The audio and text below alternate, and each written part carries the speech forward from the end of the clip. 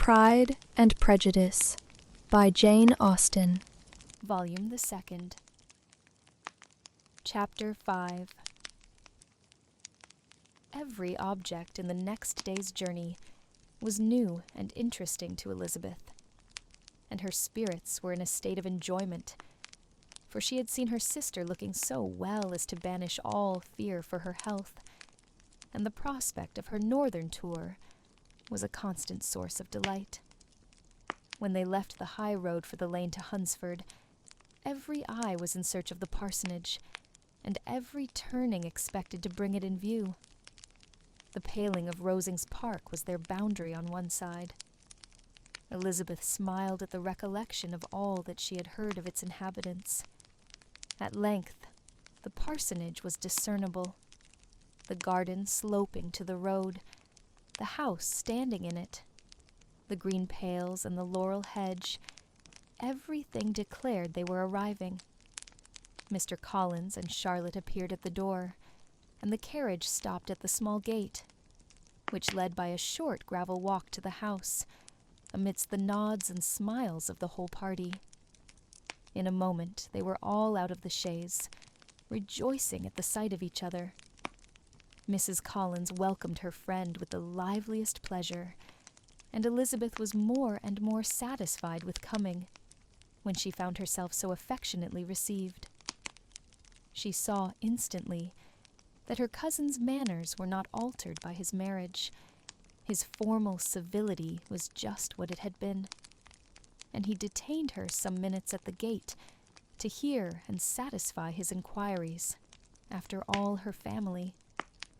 They were then, with no other delay than his pointing out the neatness of the entrance, taken into the house, and as soon as they were in the parlor, he welcomed them a second time, with ostentatious formality, to his humble abode, and punctually repeated all his wife's offers of refreshment.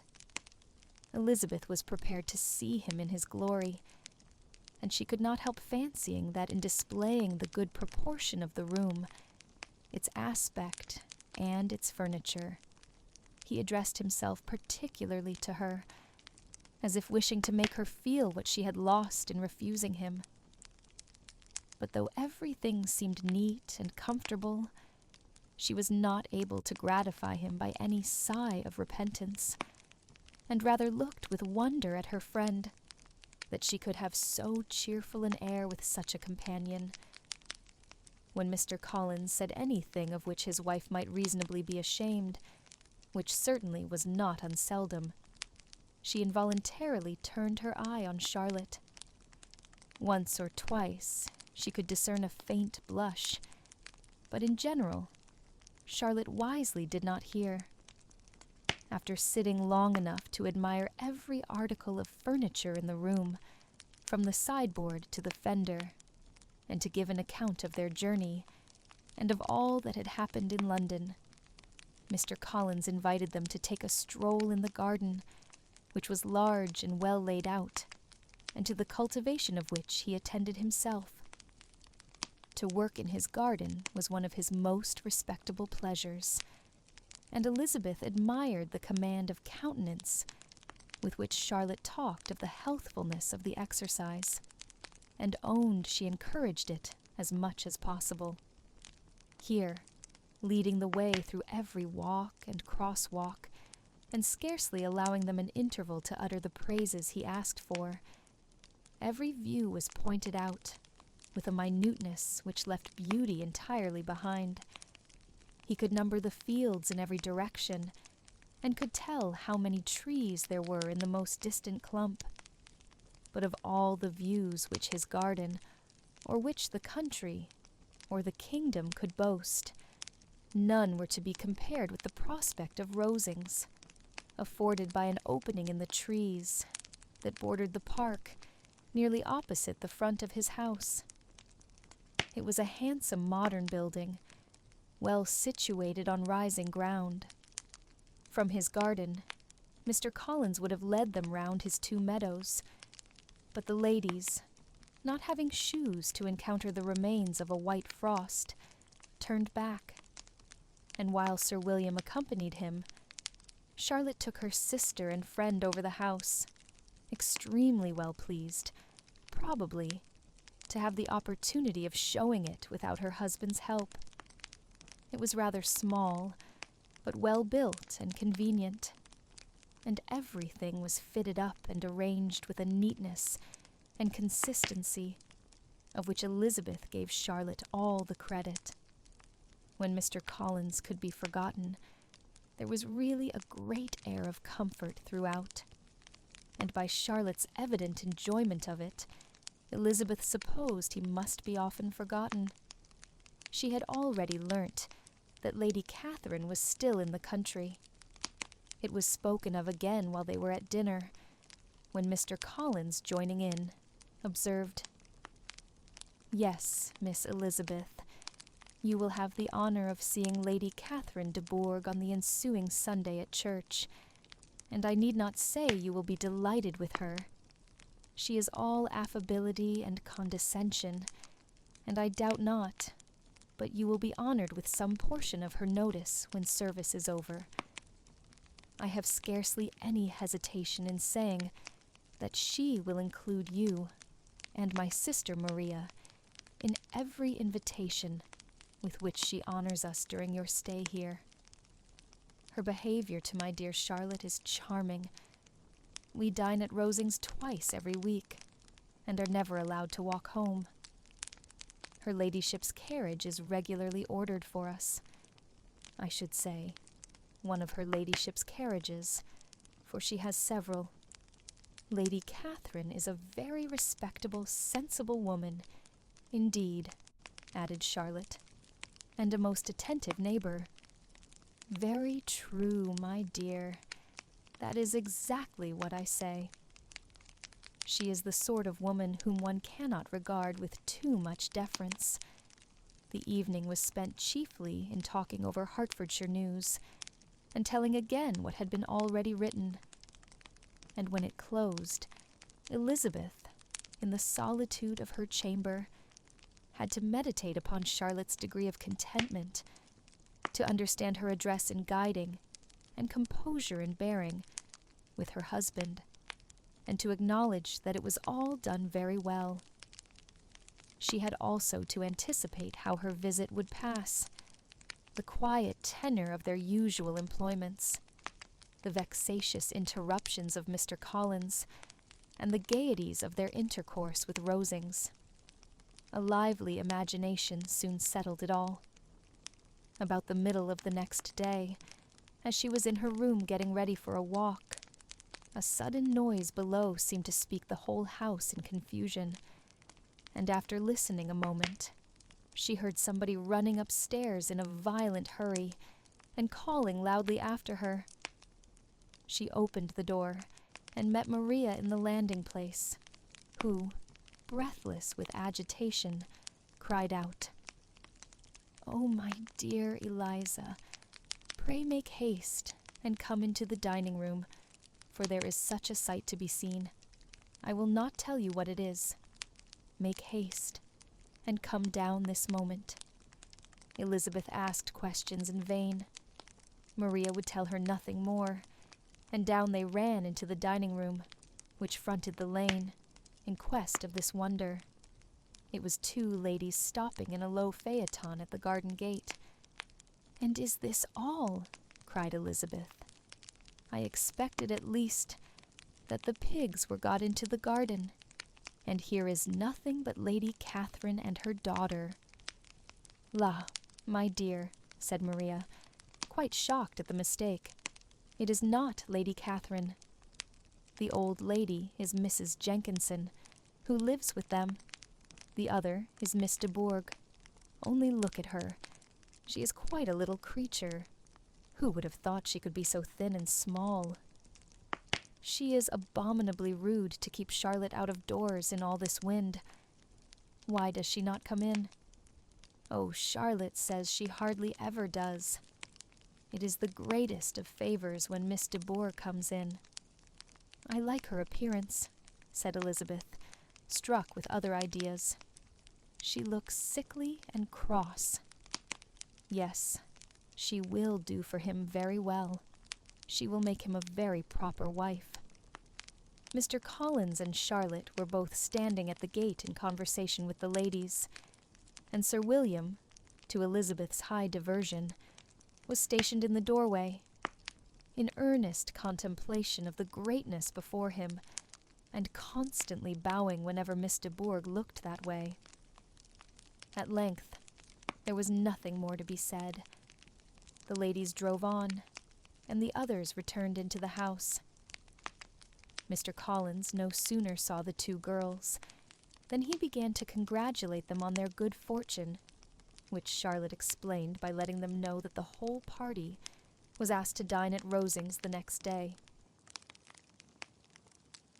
Chapter 6. Mr. Collins's triumph, in consequence of this invitation, was complete.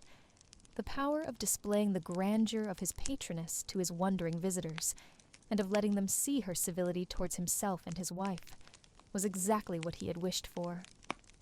And that an opportunity of doing it should be given so soon was such an instance of Lady Catherine's condescension as he knew not how to admire enough. "I confess," said he, "that I should not have been at all surprised by her ladyship's asking us on Sunday to drink tea and spend the evening at Rosings. I rather expected, from my knowledge of her affability, that it would happen. But who could have foreseen such an attention as this? Who could have imagined that we should receive an invitation to dine there? An invitation, moreover, including the whole party, so immediately after your arrival." "I am the less surprised at what has happened," replied Sir William, "from that knowledge of what the manners of the great really are, which my situation in life has allowed me to acquire. About the court, such instances of elegant breeding are not uncommon. Scarcely anything was talked of the whole day, or next morning, but their visit to Rosings. Mr. Collins was carefully instructing them in what they were to expect, that the sight of such rooms, so many servants, and so splendid a dinner, might not wholly overpower them. When the ladies were separating for the toilette, he said to Elizabeth, "Do not make yourself uneasy, my dear cousin, about your apparel. Lady Catherine is far from requiring that elegance of dress in us which becomes herself and daughter. I would advise you merely to put on whatever of your clothes is superior to the rest. There is no occasion for anything more. Lady Catherine will not think the worse of you for being simply dressed. She likes to have the distinction of rank preserved." While they were dressing, he came 2 or 3 times to their different doors, to recommend their being quick, as Lady Catherine very much objected to be kept waiting for her dinner. Such formidable accounts of her ladyship, and her manner of living, quite frightened Maria Lucas, who had been little used to company, and she looked forward to her introduction at Rosings with as much apprehension as her father had done to his presentation at St. James's. As the weather was fine, they had a pleasant walk of about half a mile across the park.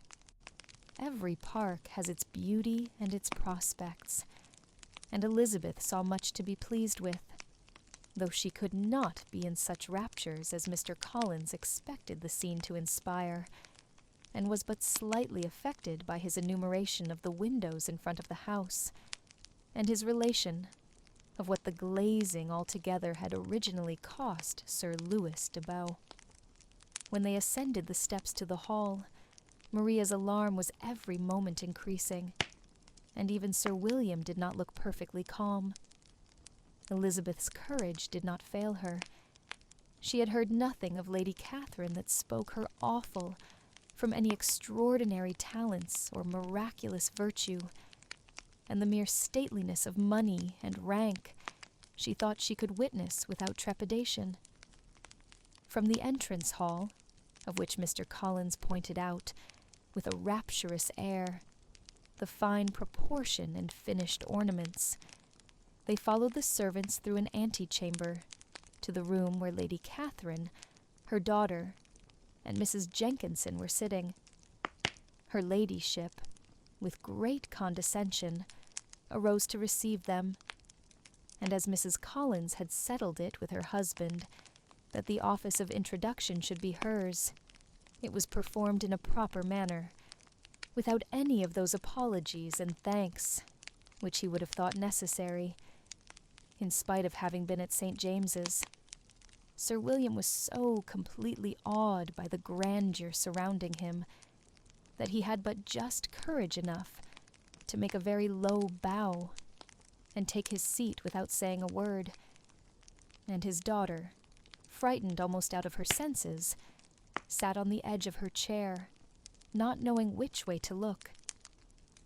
Elizabeth found herself quite equal to the scene, and could observe the three ladies before her composedly. Lady Catherine was a tall, large woman, with strongly marked features, which might once have been handsome. Her air was not conciliating, nor was her manner of receiving them such as to make her visitors forget their inferior rank. She was not rendered formidable by silence, but whatever she said was spoken in so authoritative a tone as marked her self-importance, and brought Mr. Wickham immediately to Elizabeth's mind. And from the observation of the day altogether, she believed Lady Catherine to be exactly what he had represented.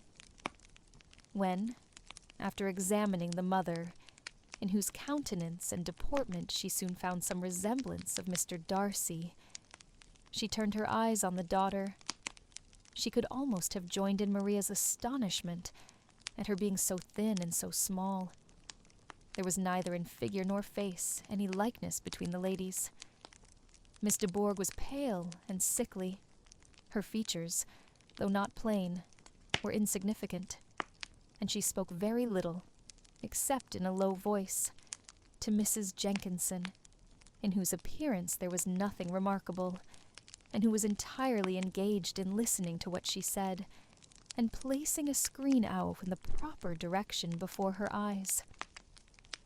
After sitting a few minutes, they were all sent to one of the windows to admire the view, Mr. Collins attending them to point out its beauties, and Lady Catherine kindly informing them that it was much better worth looking at in the summer.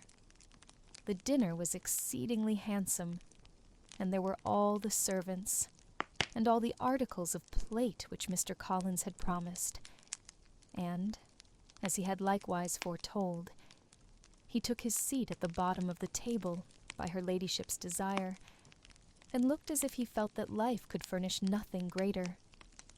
He carved and ate, and praised with delighted alacrity, and every dish was commended first by him, and then by Sir William, who was now enough recovered to echo whatever his son-in-law said, in a manner which Elizabeth wondered Lady Catherine could bear.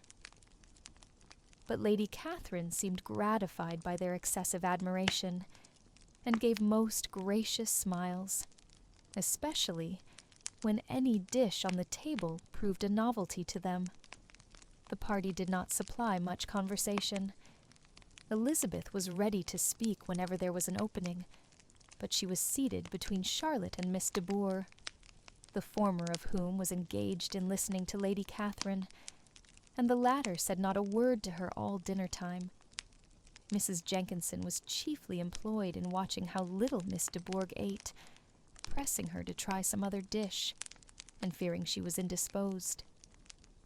Maria thought speaking out of the question, and the gentlemen did nothing but eat and admire. When the ladies returned to the drawing-room, there was little to be done but to hear Lady Catherine talk, which she did without any intermission till coffee came in, delivering her opinion on every subject in so decisive a manner as proved that she was not used to have her judgment controverted. She inquired into Charlotte's domestic concerns familiarly and minutely, and gave her a great deal of advice as to the management of them all, told her how everything ought to be regulated in so small a family as hers, and instructed her as to the care of her cows and her poultry. Elizabeth found that nothing was beneath this great lady's attention which could furnish her with an occasion of dictating to others. In the intervals of her discourse with Mrs. Collins, she addressed a variety of questions to Maria and Elizabeth, but especially to the latter, of whose connections she knew the least, and who, she observed to Mrs. Collins, was a very genteel, pretty kind of girl. She asked her at different times how many sisters she had, whether they were older or younger than herself, whether any of them were likely to be married, whether they were handsome, where they had been educated, what carriage her father kept, and what had been her mother's maiden name. Elizabeth felt all the impertinence of her questions, but answered them very composedly. Lady Catherine then observed, "Your father's estate is entailed on Mr. Collins, I think. For your sake," turning to Charlotte, "I am glad of it, but otherwise I see no occasion for entailing estates from the female line. It was not thought necessary in Sir Louis de Bourgh's family. Do you play and sing, Miss Bennet?" "A little." "Oh, then, some time or other we shall be happy to hear you. Our instrument is a capital one, probably superior to. You shall try it some day. Do your sisters play and sing?" "One of them does." "Why did not you all learn?" "You ought all to have learned. The Miss Webbs all play, and their father has not so good an income as yours. Do you draw?" "No, not at all." What? None of you? "Not one. That is very strange. But I suppose you had no opportunity. Your mother should have taken you to town every spring for the benefit of masters." "My mother would have no objection, but my father hates London." "Has your governess left you?" "We never had any governess." "No governess? How was that possible? 5 daughters brought up at home without a governess. I never heard of such a thing. Your mother must have been quite a slave to your education." Elizabeth could hardly help smiling as she assured her that had not been the case. "Then who taught you? Who attended to you? Without a governess, you must have been neglected." "Compared with some families, I believe we were. But such of us as wished to learn never wanted the means. We were always encouraged to read, and had all the masters that were necessary. Those who chose to be idle certainly might. Aye, no doubt, but that is what a governess will prevent, and if I had known your mother, I should have advised her most strenuously to engage one. I always say that nothing is to be done in education without steady and regular instruction, and nobody but a governess can give it. It is wonderful how many families I have been the means of supplying in that way. I am always glad to get a young person well placed out. 4 nieces of Mrs. Jenkinson are most delightfully situated through my means, and it was but the other day that I recommended another young person who was merely accidentally mentioned to me, and the family are quite delighted with her. Mrs. Collins, did I tell you of Lady Metcalfe's calling yesterday to thank me? She finds Miss Pope a treasure. Lady Catherine, said she, you have given me a treasure. Are any of your younger sisters out, Miss Bennet? Yes, ma'am, all. What, all 5 out at once? Very odd. And you, only the second. The younger ones out before the elder are married. Your younger sisters must be very young? Yes, my youngest is not 16. Perhaps she is full young to be much in company. But really, ma'am, I think it would be very hard upon younger sisters that they should not have their share of society and amusement. because the elder may not have the means or inclination to marry early. The last-born has as good a right to the pleasures of youth as the first, and to be kept back on such a motive, I think it would not be very likely to promote sisterly affection or delicacy of mind." "Upon my word," said her ladyship, "you give your opinion very decidedly for so young a person. Pray, what is your age?" "With 3 younger sisters grown up," replied Elizabeth, smiling, "your ladyship can hardly expect me to own it." Lady Catherine seemed quite astonished at not receiving a direct answer, and Elizabeth suspected herself to be the first creature who had ever dared to trifle with so much dignified impertinence. "You cannot be more than 20, I am sure. Therefore you need not conceal your age." "I am not 21." When the gentlemen had joined them, and tea was over, the card tables were placed. Lady Catherine, Sir William, and Mr. and Mrs. Collins sat down to quadrille, and as Miss de Bourgh chose to play at casino, the 2 girls had the honor of assisting Mrs. Jenkinson to make up her party. Their table was superlatively stupid. Scarcely a syllable was uttered that did not relate to the game, except when Mrs. Jenkinson expressed her fears of Miss de Bourgh's being too hot or too cold, or having too much or too little light. A great deal more passed at the other table.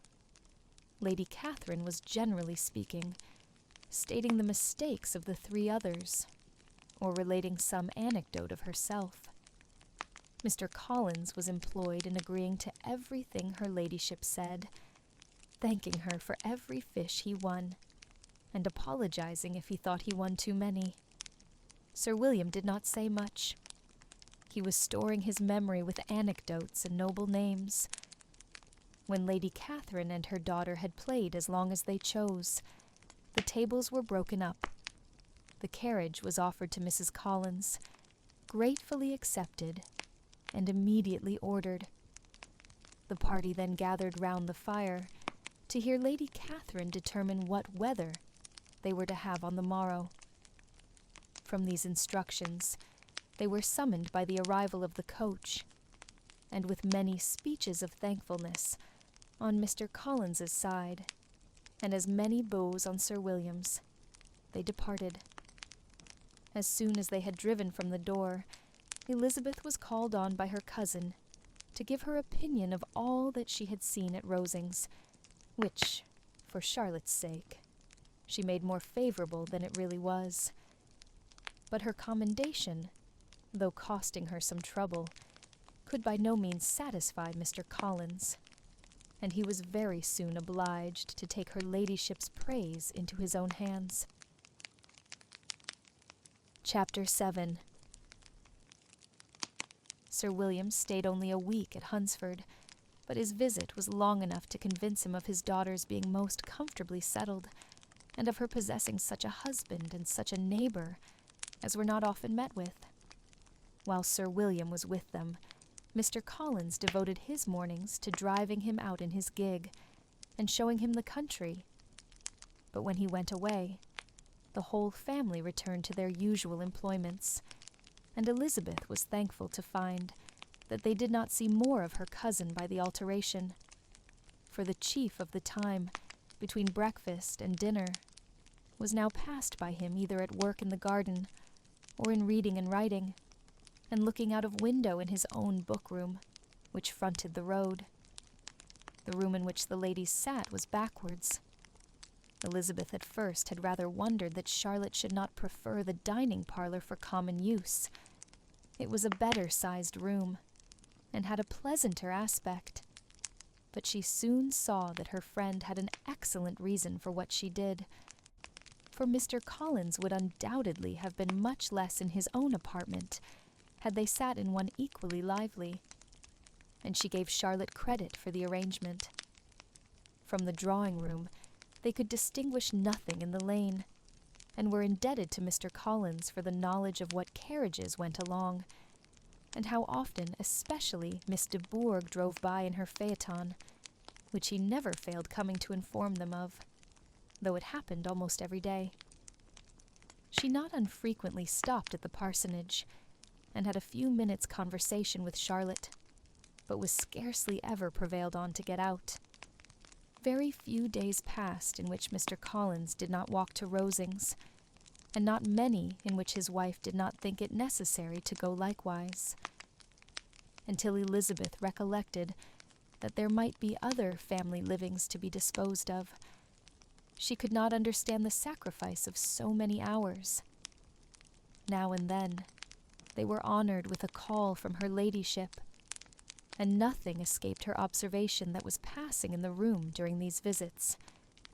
She examined into their employments, looked at their work, and advised them to do it differently, found fault with the arrangement of the furniture, or detected the housemaid in negligence, and if she accepted any refreshment, seemed to do it only for the sake of finding out that Mrs. Collins's joints of meat were too large for her family. Elizabeth soon perceived that though this great lady was not in the commission of the Pisar for the county, she was a most active magistrate in her own parish, the minutest concerns of which were carried to her by Mr. Collins, and whenever any of the cottagers were disposed to be quarrelsome, discontented, or too poor, she sallied forth into the village to settle their differences, silence their complaints, and scold them into harmony and plenty. The entertainment of dining at Rosings was repeated about twice a week, and allowing for the loss of Sir William, and there being only one card table in the evening, every such entertainment was the counterpart of the first. Their other engagements were few, as the style of living of the neighborhood in general was beyond the Collinses' reach. This, however, was no evil to Elizabeth, and upon the whole, she spent her time comfortably enough. There were half-hours of pleasant conversation with Charlotte, and the weather was so fine for the time of year that she had often great enjoyment out of doors. Her favorite walk, and where she frequently went while the others were calling on Lady Catherine, was along the open grove, which edged that side of the park, where there was a nice, sheltered path, which no one seemed to value but herself, and where she felt beyond the reach of Lady Catherine's curiosity. In this quiet way, the first fortnight of her visit soon passed away. Easter was approaching, and the week preceding it was to bring an addition to the family at Rosings, which, in so small a circle, must be important. Elizabeth had heard soon after her arrival that Mr. Darcy was expected there in the course of a few weeks, and though there were not many of her acquaintance whom she did not prefer, his coming would furnish one comparatively new to look at in their Rosings parties, and she might be amused in seeing how hopeless Miss Bingley's designs on him were, by his behavior to his cousin, for whom he was evidently destined by Lady Catherine, who talked of his coming with the greatest satisfaction, spoke of him in terms of the highest admiration, and seemed almost angry to find that he had already been frequently seen by Miss Lucas and herself. His arrival was soon known at the parsonage, for Mr. Collins was walking the whole morning within view of the lodges opening into Hunsford Lane, in order to have the earliest assurance of it, and after making his bow as the carriage turned into the park, hurried home with the great intelligence. On the following morning, he hastened to Rosings to pay his respects. There were 2 nephews of Lady Catherine to require them, for Mr. Darcy had brought with him a Colonel Fitzwilliam, the younger son of his uncle Lord, and, to the great surprise of all the party, when Mr. Collins returned, the gentleman accompanied him. Charlotte had seen them from her husband's room, crossing the road, and immediately running into the other, told the girls what an honor they might expect, adding, I may thank you, Eliza, for this piece of civility. Mr. Darcy would never have come so soon to wait upon me." Elizabeth had scarcely time to disclaim all right to the compliment before their approach was announced by the doorbell, and shortly afterwards the three gentlemen entered the room. Colonel Fitzwilliam, who led the way, was about 30, not handsome, but in person and address most truly the gentleman. Mr. Darcy looked just as he had been used to look in Hertfordshire, paid his compliments, with his usual reserve, to Mrs. Collins, and whatever might be his feelings towards her friend, met her with every appearance of composure. Elizabeth merely courtesied to him, without saying a word.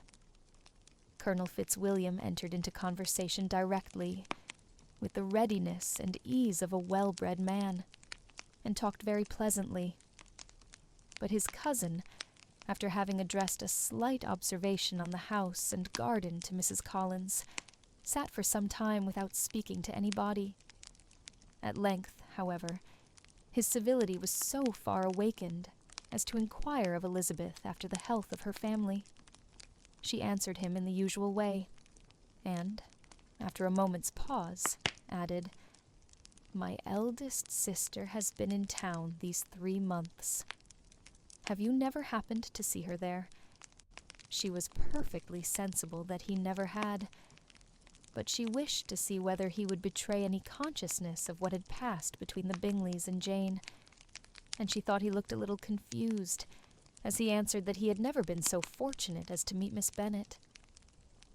The subject was pursued no farther, and the gentlemen soon afterwards went away. Chapter 8. Colonel Fitzwilliam's manners were very much admired at the parsonage, and the ladies all felt that he must add considerably to the pleasure of their engagements at Rosings. It was some days, however, before they received any invitation thither, for while there were visitors in the house, they could not be necessary, and it was not till Easter Day, almost a week after the gentlemen's arrival, that they were honored by such an attention, and then they were merely asked on leaving church to come there in the evening. For the last week they had seen very little of either Lady Catherine or her daughter. Colonel Fitzwilliam had called at the parsonage more than once during the time, but Mr. Darcy they had only seen at church. The invitation was accepted, of course, and at a proper hour they joined the party in Lady Catherine's drawing-room. Her ladyship received them civilly, but it was plain that their company was by no means so acceptable as when she could get nobody else, and she was, in fact, almost engrossed by her nephews, speaking to them, especially to Darcy, much more than to any other person in the room. Colonel Fitzwilliam seemed really glad to see them. Anything was a welcome relief to him at Rosings, and Mrs. Collins's pretty friend had, moreover, caught his fancy very much. He now seated himself by her, and talked so agreeably of Kent and Hertfordshire, of travelling and staying at home, of new books and music, that Elizabeth had never been half so well entertained in that room before, and they conversed with so much spirit and flow as to draw the attention of Lady Catherine herself, as well as of Mr. Darcy. His eyes had been soon and repeatedly turned towards them with a look of curiosity, and that her ladyship, after a while, shared the feeling, was more openly acknowledged, for she did not scruple to call out, "What is that you are saying, Fitzwilliam? What is it you are talking of? What are you telling Miss Bennet? Let me hear what it is." "We are speaking of music, madam," said he, when no longer able to avoid a reply. "Of music? Then pray speak aloud. It is of all subjects my delight. I must have my share in the conversation, if you are speaking of music. There are few people in England, I suppose, who have more true enjoyment of music than myself, or a better natural taste. If I had ever learnt, I should have been a great proficient. And so would Anne, if her health had allowed her to apply. I am confident that she would have performed delightfully. How does Georgiana get on, Darcy? Mr. Darcy spoke with affectionate praise of his sister's proficiency. I am very glad to hear such a good account of her, said Lady Catherine, and pray tell her from me that she cannot expect to excel if she does not practice a great deal. I assure you, madam, he replied, that she does not need such advice. She practices very constantly. So much the better. It cannot be done too much, and when I next write to her, I shall charge her not to neglect it on any account. I often tell young ladies that no excellence in music is to be acquired without constant practice. I have told Miss Bennet several times that she will never play really well unless she practices more. And though Mrs. Collins has no instrument, she is very welcome, as I have often told her, to come to Rosings every day and play on the pianoforte in Mrs. Jenkinson's room. She would be in nobody's way, you know, in that part of the house. Mr. Darcy looked a little ashamed of his aunt's ill-breeding, and made no answer. When coffee was over, Colonel Fitzwilliam reminded Elizabeth of having promised to play to him, and she sat down directly to the instrument. He drew a chair near her. Lady Catherine listened to half a song, and then talked, as before, to her other nephew, till the latter walked away from her, and moving with his usual deliberation towards the pianoforte, stationed himself so as to command a full view of the fair performer's countenance. Elizabeth saw what he was doing, and at the first convenient pause, turned to him with an arch smile, and said, "You mean to frighten me, Mr. Darcy, by coming in all this state to hear me. But I will not be alarmed, though your sister does play so well. There is a stubbornness about me that never can bear to be frightened at the will of others. My courage always rises with every attempt to intimidate me. I shall not say that you are mistaken," he replied, "because you could not really believe me to entertain any design of alarming you. And I have had the pleasure of your acquaintance long enough to know that you find great enjoyment in occasionally professing opinions, which, in fact, are not your own." Elizabeth laughed heartily at this picture of herself, and said to Colonel Fitzwilliam, "Your cousin will give you a very pretty notion of me, and teach you not to believe a word I say. I am particularly unlucky in meeting with a person so well able to expose my real character, in a part of the world where I had hoped to pass myself off with some degree of credit. Indeed, Mr. Darcy, it is very ungenerous in you to mention all that you knew to my disadvantage in Hertfordshire, and give me leave to say, very impolitic too, for it is provoking me to retaliate, and such things may come out as will shock your relations to hear. I am not afraid of you," said he smilingly. "Pray, let me hear what you have to accuse him of," cried Colonel Fitzwilliam. "I should like to know how he behaves among strangers." "You shall hear, then, but prepare for something very dreadful. The first time of my ever seeing him in Hertfordshire, you must know, was at a ball. And at this ball, what do you think he did? He danced only 4 dances. I am sorry to pain you, but so it was. He danced only 4 dances, though gentlemen were scarce, and to my certain knowledge, more than one young lady was sitting down in want of a partner. Mr. Darcy, you cannot deny the fact. I had not at that time the honor of knowing any lady in the assembly beyond my own party. True, and nobody can ever be introduced in a ballroom. Well, Colonel Fitzwilliam, what do I play next? My fingers wait your orders." "Perhaps," said Darcy, "I should have judged better had I sought an introduction, but I am ill qualified to recommend myself to strangers." "Shall we ask your cousin the reason of this?" said Elizabeth, still addressing Colonel Fitzwilliam. "Shall we ask him why a man of sense and education, and who has lived in the world, is ill qualified to recommend himself to strangers?" "I can answer your question," said Fitzwilliam, "without applying to him. It is because he will not give himself the trouble. I certainly have not the talent which some people possess," said Darcy, "of conversing easily with those I have never seen before.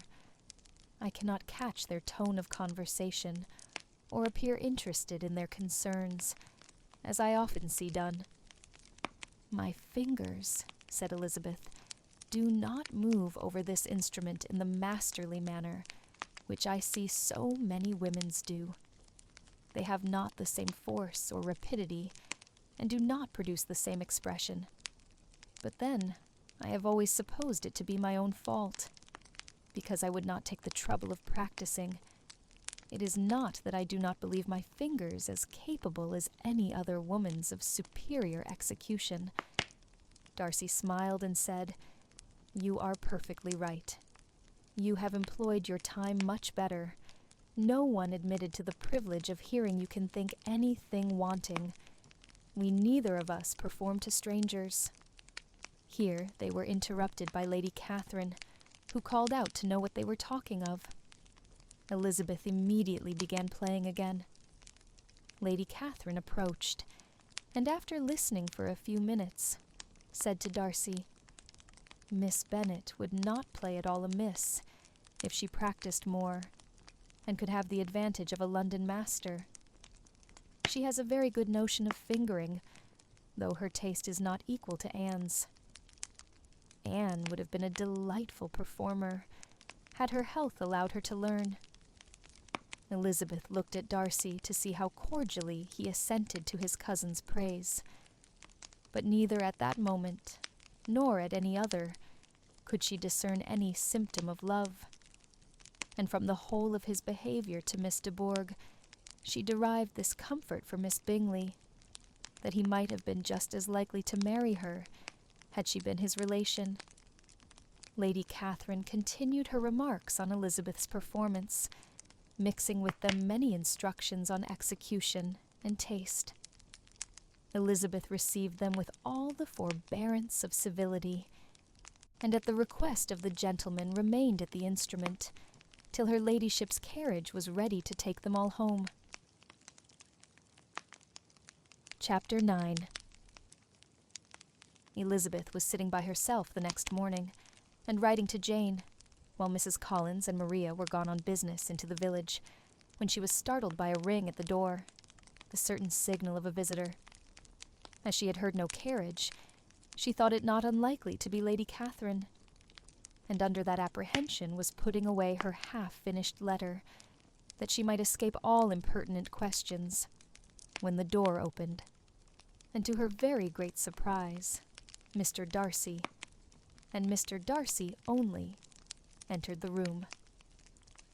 He seemed astonished, too, on finding her alone, and apologized for his intrusion, by letting her know that he had understood all the ladies to be within. They then sat down, and when her inquiries after Rosings were made, seemed in danger of sinking into total silence. It was absolutely necessary, therefore, to think of something, and in this emergence recollecting when she had seen him last in Hertfordshire, and feeling curious to know what he would say on the subject of their hasty departure, she observed, "How very suddenly you all quitted Netherfield last November, Mr. Darcy. It must have been a most agreeable surprise to Mr. Bingley to see you all after him so soon, for, if I recollect right, he went but the day before. He and his sisters were well, I hope, when you left London." "Perfectly so," I thank you." She found that she was to receive no other answer, and after a short pause, added, "I think I have understood that Mr. Bingley has not much idea of ever returning to Netherfield again. I have never heard him say so, but it is probable that he may spend very little of his time there in future. He has many friends, and he is at a time of life when friends and engagements are continually increasing. If he means to be but little at Netherfield, it would be better for the neighborhood that he should give up the place entirely, for then we might possibly get a settled family there. But perhaps Mr. Bingley did not take the house so much for the convenience of the neighborhood as for his own, and we must expect him to keep or quit it on the same principle." "I should not be surprised," said Darcy, "if he were to give it up as soon as any eligible purchase offers." Elizabeth made no answer. She was afraid of talking longer of his friend, and having nothing else to say, was now determined to leave the trouble of finding a subject to him. He took the hint, and soon began with, "This seems a very comfortable house. Lady Catherine, I believe, did a great deal to it when Mr. Collins first came to Hunsford." "I believe she did, and I am sure she could not have bestowed her kindness on a more grateful object. Mr. Collins appears very fortunate in his choice of a wife. Yes, indeed. His friends may well rejoice in his having met with one of the very few sensible women who would have accepted him, or have made him happy if they had. My friend has an excellent understanding, though I am not certain that I consider her marrying Mr. Collins as the wisest thing she ever did. She seems perfectly happy, however, and, in a prudential light, it is certainly a very good match for her. It must be very agreeable to her to be settled within so easy a distance of her own family and friends." "An easy distance, do you call it? It is nearly 50 miles. And what is 50 miles of good road? Little more than half a day's journey. Yes, I call it a very easy distance. I should never have considered the distance as one of the advantages of the match," cried Elizabeth. "I should never have said Mrs. Collins was settled near her family." "It is a proof of your own attachment to Hertfordshire. Anything beyond the very neighborhood of Longbourn, I suppose, would appear far." As he spoke, there was a sort of smile, which Elizabeth fancied she understood. He must be supposing her to be thinking of Jane and Netherfield, and she blushed as she answered, "I do not mean to say that a woman may not be settled too near her family. The far and the near must be relative, and depend on many varying circumstances. Where there is fortune to make the expense of traveling unimportant, distance becomes no evil. But that is not the case here. Mr. and Mrs. Collins have a comfortable income, but not such a one as will allow of frequent journeys, and I am persuaded my friend would not call herself near her family under less than half the present distance." Mr. Darcy drew his chair a little towards her and said, "You cannot have a right to such very strong local attachment. You cannot have been always at Longbourn." Elizabeth looked surprised. The gentleman experienced some change of feeling. He drew back his chair, took a newspaper from the table, and glancing over it said, in a colder voice, "Are you pleased with Kent?" A short dialogue on the subject of the country ensued, on either side calm and concise, and soon put an end to by the entrance of Charlotte and her sister, just returned from their walk. The tête-à-tête surprised them. Mr. Darcy related the mistake which had occasioned his intruding on Miss Bennet, and after sitting a few minutes longer without saying much to anybody, went away. "What can be the meaning of this?" said Charlotte, as soon as he was gone. "My dear Eliza, he must be in love with you, or he would never have called on us in this familiar way." But when Elizabeth told of his silence, it did not seem very likely, even to Charlotte's wishes, to be the case. And, after various conjectures, they could at last only suppose his visit to proceed from the difficulty of finding anything to do, which was the more probable from the time of year. All field sports were over. Within doors there was Lady Catherine, books, and a billiard table. But gentlemen cannot be always within doors, and in the nearness of the parsonage, or the pleasantness of the walk to it, or of the people who lived in it, the two cousins found a temptation from this period of walking thither almost every day. They called at various times of the morning, sometimes separately, sometimes together, and now and then accompanied by their aunt. It was plain to them all that Colonel Fitzwilliam came because he had pleasure in their society, a persuasion which of course recommended him still more. And Elizabeth was reminded by her own satisfaction in being with him, as well as by his evident admiration of her former favorite, George Wickham, and though, in comparing them, she saw there was less captivating softness in Colonel Fitzwilliam's manners, she believed he might have the best informed mind. But why Mr. Darcy came so often to the parsonage, it was more difficult to understand. It could not be for society, as he frequently sat there 10 minutes together, without opening his lips. And when he did speak, it seemed the effect of necessity rather than of choice, a sacrifice to propriety, not a pleasure to himself. He seldom appeared really animated. Mrs. Collins knew not what to make of him. Colonel Fitzwilliam's occasionally laughing at his stupidity proved that he was generally different, which her own knowledge of him could not have told her.